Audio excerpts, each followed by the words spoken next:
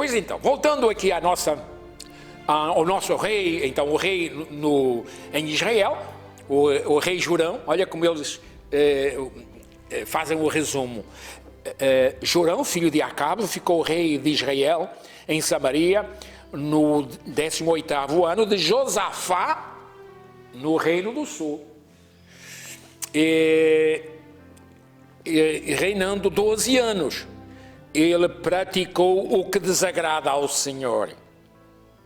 Portanto, se praticou o que desagrada ao Senhor, não durou muito tempo. Embora em menor escala que seu pai e sua mãe. Sabem quem era? A mãe era essa Jezabel. Mas, contudo, manteve-se apegado aos pecados de Jeroboão, filho de Nabate, que tinha induzido Israel ao pecado, e não se afastou deles.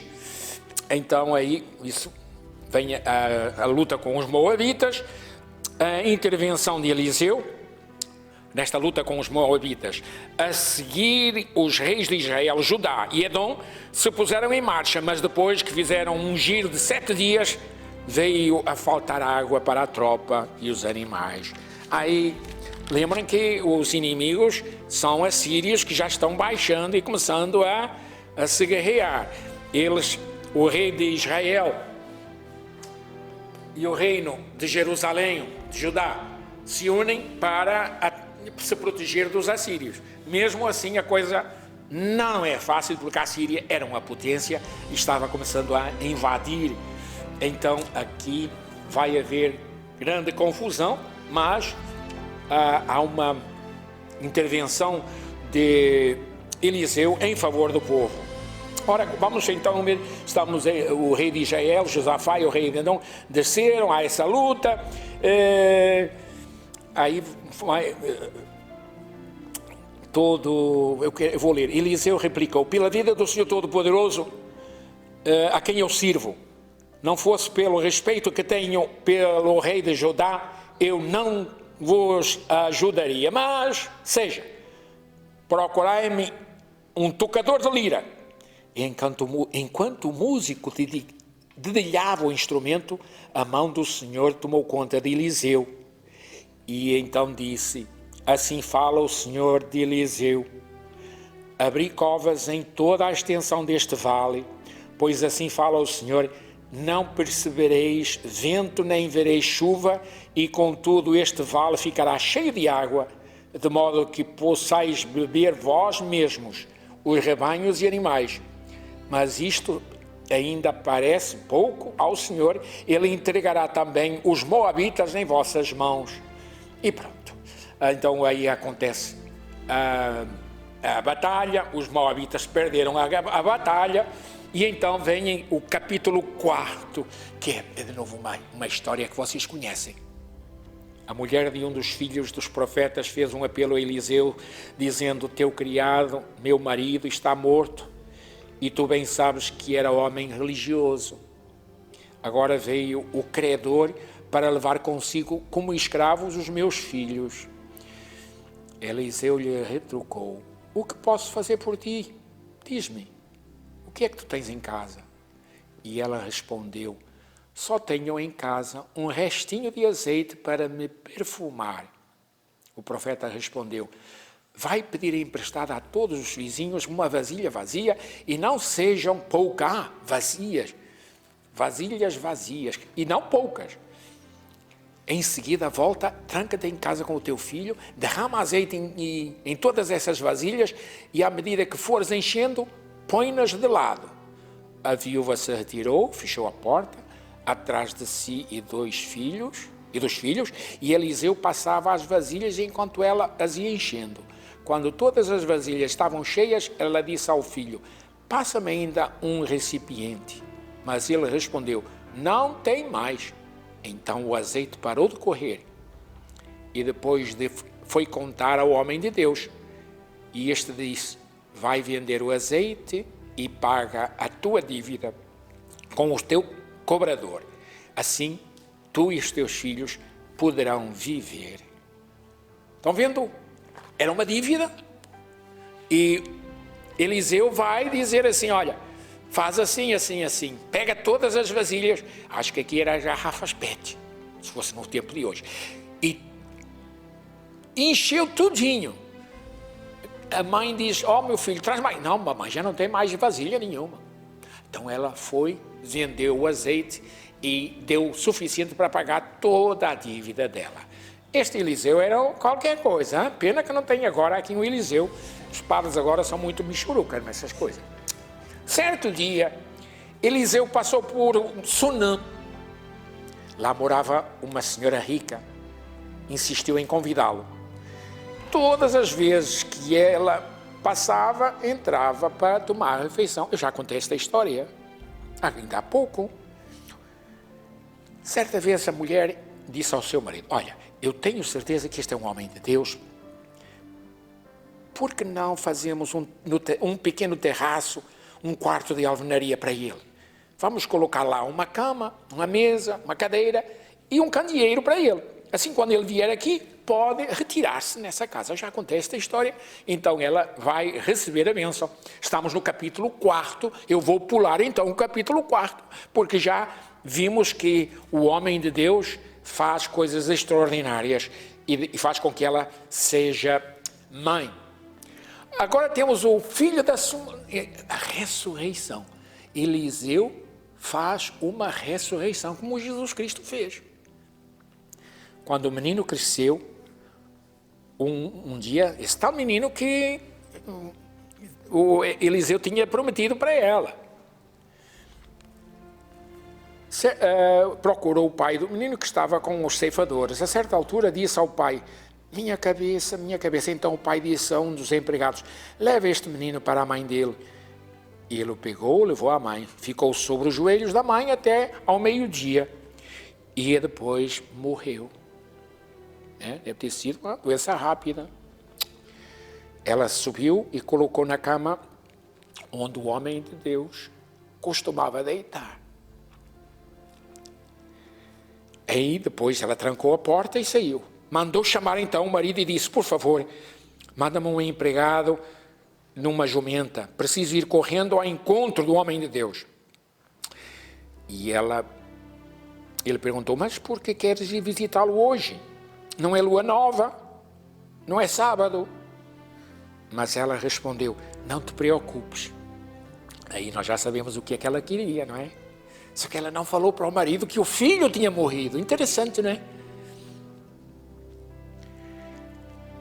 Ela mandou selar uma mula e ordenou ao empregado, faz andar o animal e não me detenhas no caminho sem minha ordem. Ela partiu e chegou junto do homem de Deus, no Monte Carmelo. Quando o homem de Deus a avistou, disse ao empregado, Giese, olha ali a nossa sumanita, corre depressa, pergunta para ela se tudo está bem. Como é que está o marido, como vai o menino? Então ela disse assim, tudo está bem, mas Deus, quando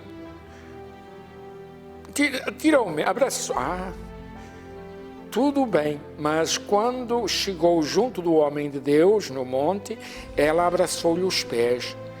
Giese se aproximou para afastá-la, mas o homem de Deus lhe disse, não a importunes, porque ela está com a alma amargurada. E o Senhor me ocultou o fato. Por fim ela exclamou, porventura eu pedi um filho ao meu Senhor? Não te pedi que não me iludisses. Então Eliseu ordenou a Giese, cinge-te, pega o teu bastão e põe-te a caminho. Se encontrares alguém, não o saúdes. Se alguém te saudar, não lhe respondas. Põe o bastão sobre o rosto do menino. Mas a mãe do menino exclamou, pela vida do Senhor e pela tua própria, eu não te deixarei. Então Eliseu se levantou e foi com ela. Nesse meio tempo, Giese já os tinha precedido e tinha colocado o bastão sobre o menino, mas ele não deu nenhum sinal de vida. Então voltou ao encontro de Eliseu e disse: o menino não despertou. Quando Eliseu entrou na casa, o menino estava estendido morto na cama. Entrou e trancou-a com ele e em seguida rezou. Depois subiu e se deitou sobre o menino, pondo a boca sobre a boca dele, os olhos sobre os olhos, as palmas das mãos sobre as palmas das mãos dele. Encolhendo-se sobre ele, em consequência, o corpo do menino se aqueceu. É interessante, não é? Quando ela diz: eu não pedi para que tu me dares este filho. Tu me deste e agora que está querendo tirá-lo? Levantou-se e caminhou no quarto, para cá e para lá. E depois voltava a subir e se encurvar sobre o menino. Este espirrou 7 vezes e abriu os olhos. Então Eliseu chamou Giese e disse: vai chamar a nossa sumanita. Ele a chamou, e quando ela chegou perto dele, o profeta lhe disse: toma o teu filho. Ela veio e caiu a seus pés, prostrando-se até ao chão, e depois tomou o seu filho e saiu.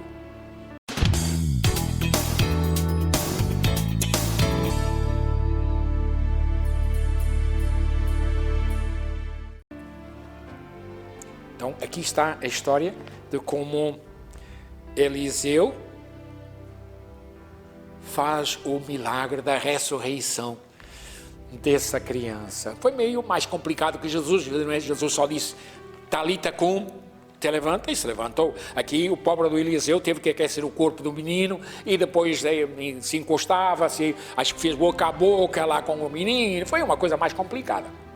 Agora temos aqui a passagem. Lembra que há dias nós estávamos falando que tem um vitral lá na igreja de Santo Antônio em que queriam matar o santo com um veneno. Venha jantar conosco e tal, mas a comida estava envenenada.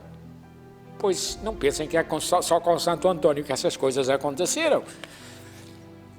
Eliseu voltou para Gilgal. Ora, reinava fome no país. Quando não chove, é seca, não há produção. A fome vem. Quando os filhos dos profetas estavam sentados diante dele, ordenou a um empregado: põe o caldeirão no fogo e prepara uma sopa para os filhos dos profetas. Então um deles saiu para o campo para recolher ervas. Encontrando uma trepadeira silvestre, colheu pepinos selvagens, enchendo com eles o vestido. O rapaz tinha um vestido. Opa, será que ele não era gay? Bom, era o costume daquele tempo, né? Com certeza. Ao voltar, cortou as ervas, as lançou no caldeirão sem saber de que planta se tratava. Mas quando serviram a comida aos homens, eles aprovaram e começaram a gritar: homem de Deus, a morte está no caldeirão. E não puderam continuar a comer. Então Eliseu ordenou: trazei-me farinha. E ele a jogou no caldeirão e disse: serva às pessoas para que comam. E de repente todos ficaram bons de saúde. Então não era só uma questão, a sopa estava envenenada, mas não foi alguém que o envenenou. Era alguém que, descuidado, foi buscar umas ervas daninhas que faziam mal ao estômago. Não era só uma diarreia, não. Então um dia veio o homem de Deus, estamos de novo falando sobre Eliseu e a sua ação.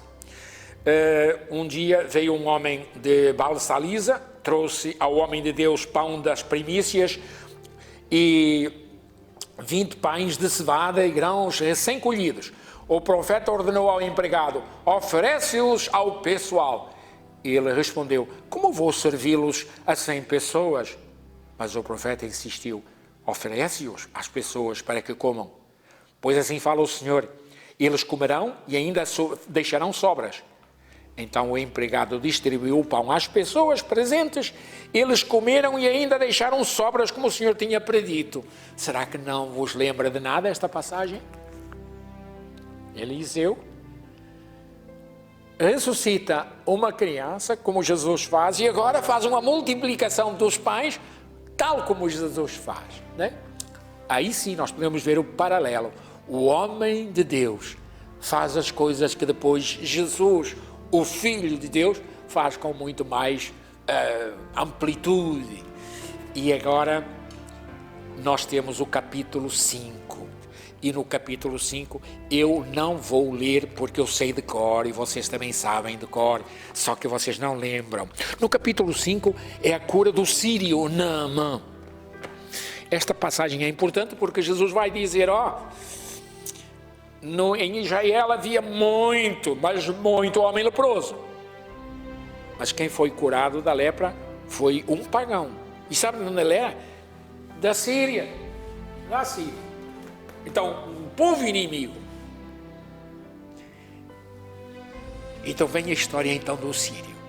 Ele é um general da Síria, inimigo natural dos hebreus, portanto, quer de um reino, quer de outro, mas fica leproso. E os empregados desse general lhe disseram, nós escutamos, isso aqui o povo é que fala, e eles não iam dizer fake news, não sabemos se é fake news, mas o certo é que eles têm escutado que é um homem de Deus em Israel, que ele até ressuscita mortos. Como é que ele não vai então curar você? E quando a gente está realmente no aperreio e alguém nos dá um remédio, a gente faz, e foi isso que fez o homem. O general pegou em alguns soldados e lá vem ele. Chega na terra de Israel, quer falar com Eliseu. E o Eliseu diz, quem é? Aí é um tal de fulano, um general, está lá. Tá, diz que eu apareço lá. E não apareceu logo. Aí o general já ficou impaciente e muito bravo. Que negócio é esse? E então já queria ir embora. Aí os soldados aqui disseram, senhor, nós viemos de tão longe, deixa lá, espera um pouquinho, vamos ver o que é que ele tem, o remédio. Se ele dissesse que não fazia nada, já tinha-me despachado a mandar embora, mas ele disse, espera, então vamos esperar. Aí, então depois, passado um tempo, lá vem o recado. O profeta não foi falar com ele, mandou um recado, olha, diga para ele, se banhar no rio, entra e sai na água do Rio Jordão 7 vezes. Remédio. O general disse, mas esse camarada está brincando comigo. Primeiro, ele nem dá bola para mim, nem se digna vir aqui. Eu que vim de tão longe, ele nem sequer sai lá da casa dele para falar comigo. Manda agora tomar banho. Eu tenho água de carro com fartura lá na Síria. E lá há 2 grandes rios. Bem, precisa agora vir aqui. Eu vou, mas é embora. E já pegava nos cavalos para voltar. E então, mais uma vez o soldado disse, mas senhor, se ele tivesse pedido para você carregar 1 tonelada de pedras e subir aquela montanha, aí está bem. Agora, ir tomar banho no rio 7 vezes e já fica bom? Deixa de ser assim, nariz levantado, né? Tem pessoas que são muito... faça lá isso que ele falou. Então, meio contrariado, o general lá faz essa cerimônia.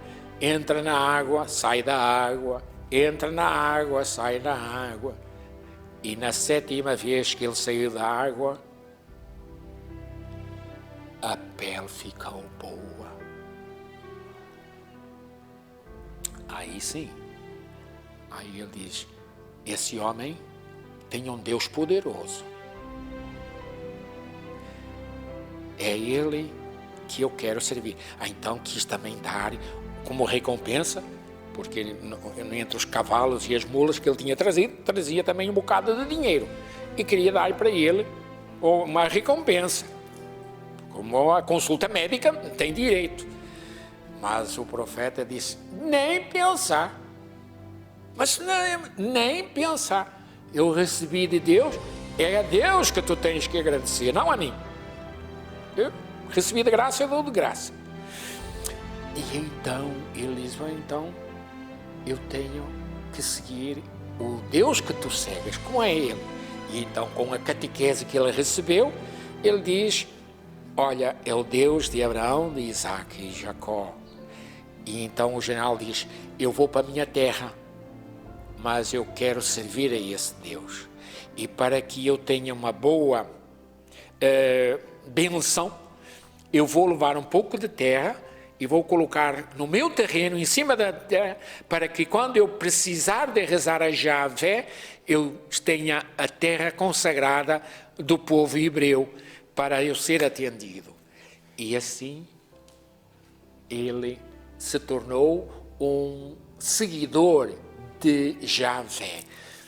E então, em sinal de fidelidade, ele traz um símbolo, pega um pedaço de terra, põe em cima das mulas e depois, quando chega lá na sua fazenda ou na sua casa, ele derrama essa terra e todas as vezes que ele quer rezar, ele se coloca em cima dessa terra para lembrar o Deus de Abraão, de Isaac e de Jacó, o Deus de Eliseu, que lhe deu a cura, portanto, com a cura, o restituiu à família, à convivência e inclusive à patente de general. Então só podia estar agradecido. Nós temos aqui uma outra passagem, e é isso que eu queria falar, era no capítulo 6, logo no início do capítulo 6, porque é uma passagem presente na história de Santo Antônio, é a história do machado que caiu na água, e Santo Antônio põe o cabo, e a chapa do machado que estava lá no fundo do rio, sobe e se encaba logo, e fica bom, pega lá. Pois, Santo Antônio não é original, porque o original está aqui, né, com o Eliseu. É no capítulo 6 do segundo livro do Reis. Os filhos dos profetas disseram a Eliseu, como estás vendo, o lugar onde moramos, sob a tua direção, é muito apertadinho. Não seria, pois, o caso de irmos até ao Jordão, tomar cada um uma trave para fazermos uma morada para nós? Portanto, ir lá na floresta, pegar umas toras para fazer uma casa. Ele respondeu, então, se é essa a vossa vontade, podeis ir. Então, um deles propôs, por favor, vem também tu. E ele replicou, tá bem, pronto, vamos lá ver. E foram juntos. Eliseu foi com eles e quando chegaram ao Jordão, começaram a cortar as peças, não é?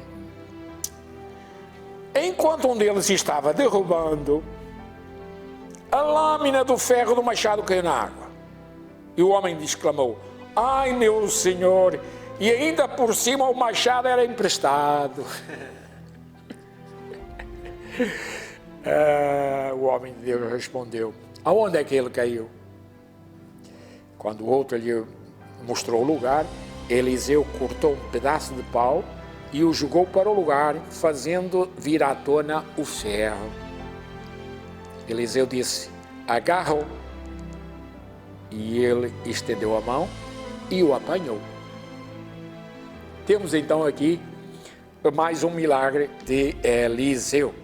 Pronto, então a seguir, a passagem a seguir é as lutas dos reis com os inimigos. Agora é o capítulo 8 do segundo livro dos Reis, mas por hoje já está mais que bom. No próximo mês nós falamos então do capítulo 8 do segundo livro dos Reis para frente. Muito obrigado.